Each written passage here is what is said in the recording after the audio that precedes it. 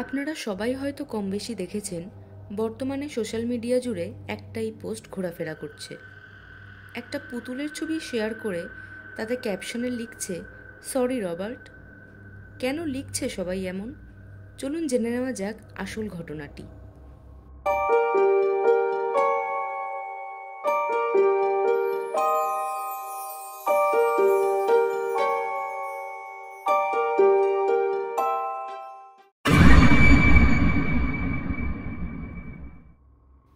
উনিশশো শতকের ঘটনা। আমেরিকার ইউনস্ট্রিট এলাকার বাসিন্দা ছিল অটো পরিবার। অটো পরিবারের সবথেকে ক্ষুদে সদস্য ছিল রবার্ট ইউজিন অটো।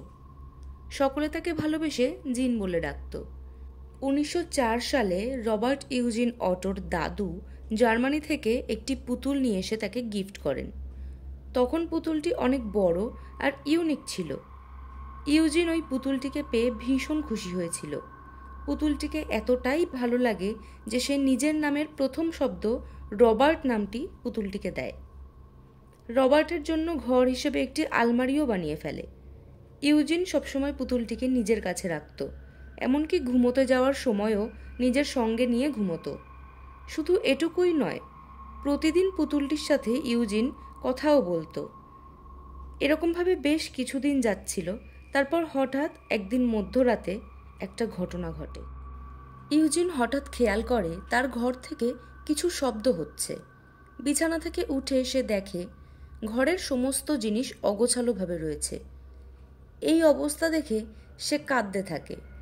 কান্নার আওয়াজ শুনে পাশের ঘর থেকে তার মা বাবা ছুটে আসে।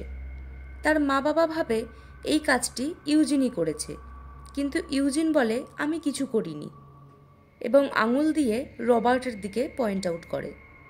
স্বাভাবিকভাবেই তার মা বাবা কিছুতেই এই কথা বিশ্বাস করেনি।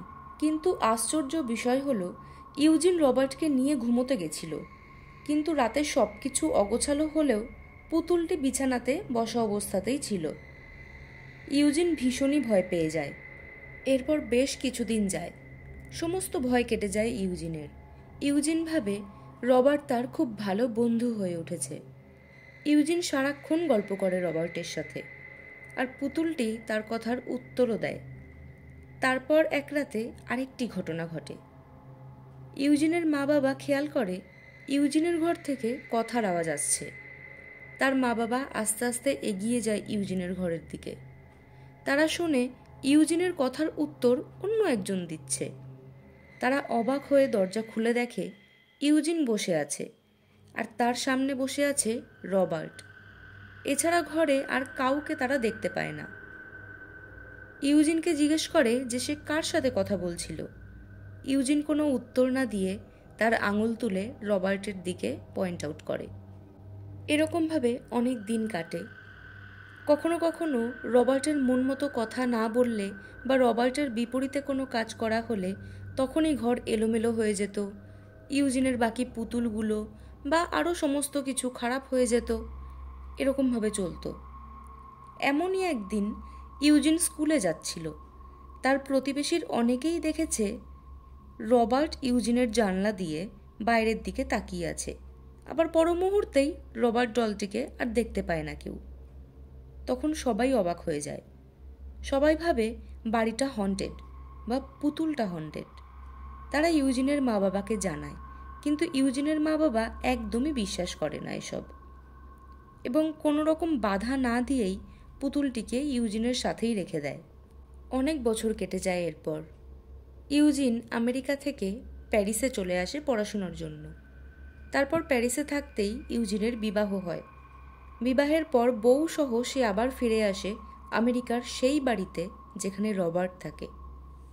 এখানে আসার পর আবার একটি ঘটনা ঘটে।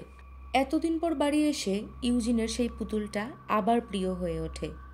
ইউজিনের পুরো ছোটবেলাটা এই রবার্ট ডলের সাথেই কেটেছে। সে রবার্টকে কোনোভাবেই ভুলতে পারেনি এখনো। সে আবার পুতুলটির সাথে কথা বলা শুরু করে। দিন রাত পুতুলটিকে নিয়েই থাকে। এসব তার স্ত্রী একদমই পছন্দ করে না। তার স্ত্রী এক প্রকার জোর করেই পুতুলটিকে ওপরের স্টোর রুমে তালা বন্ধ করে রেখে দেয়। তারপর আবার সেই পুরনো ঘটনা ঘটে।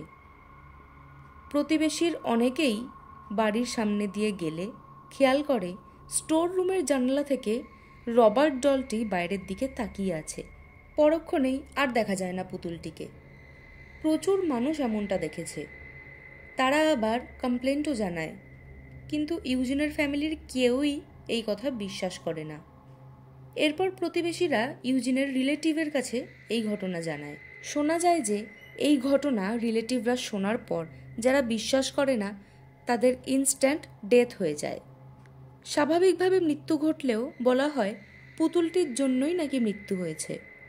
সমস্ত প্রতিবেশীরা ইউজিনের ফ্যামিলি ও বাড়িটিকে হন্টেড বলে। এরপর 1974 সালে ইউজিন মারা যায় এবং বাড়িটি অন্য একজন কিনে নেয়। তাদের সাথেও সেম ঘটনাগুলো ঘটে। পুতুলটিকে যেই ঘরেই রাখা হয় সেখানকার সব কিছু লণ্ডভণ্ড হয়ে যায়। 20 বছর পর সেই বাড়ির লোক পুতুলটিকে মিউজিয়ামে রাখার ব্যবস্থা করে। মিউজিয়ামে সমস্ত ঘটনা খুলে বলা হয় রবার্টের ব্যাপারে। প্রথমে পুতুলটিকে একটি বক্সে রাখা হয়, কিন্তু পুতুলটিকে যেই বক্সেই রাখা হোক না কেন প্রতিদিন সে বক্স ভেঙে বেরিয়ে আসে। এরপর রবার্টকে একটি মজবুত গ্লাসের বক্সে রাখা হয়, যেটা রবার্টের পক্ষে আর ভাঙা সম্ভব হয়ে ওঠে না হয়তো। পুতুলটি ওরকমই বসা অবস্থাতে থেকে যায় সেই বক্সের ভেতর। পুতুলটিকে দেখতে বহু লোক আসে মিউজিয়ামে। মানুষজন রবার্টকে অনেক সম্মান করে। এই ছিল রবার্ট দ্য ডলের ঘটনা। মানুষজন বিশ্বাস করে যে পুতুলটির কেউ ছিল না। কেউ ওকে নিজের বন্ধু করে নিলে সে তাকে ভালোবাসে, কিন্তু তার কথার বিপরীতে গেলে বা পারমিশন না নিয়ে কিছু করলে সে সব কিছু লণ্ডভণ্ড করে দিতেও পারে। তাই এই ছবিটির সম্মুখীন হলেই মানুষ একটাই কাজ করছে, ছবিটি শেয়ার করে একটা সরি লিখে অ্যাপোলজি চাইছে, যাতে তাদের জীবনে কোনো কিছু লণ্ডভণ্ড না হয়ে যায়। এখন এটা মানুষ ভয় পেয়ে করছে নাকি শ্রদ্ধার থেকে করছে সেটা মানুষই জানে। আপনার কি মতামত সেটা আপনি অবশ্যই কমেন্টে জানান। দেখা হচ্ছে নতুন কোনো রহস্যময় ভিডিও নিয়ে। ততক্ষণের জন্য স্টে কানেক্টেড।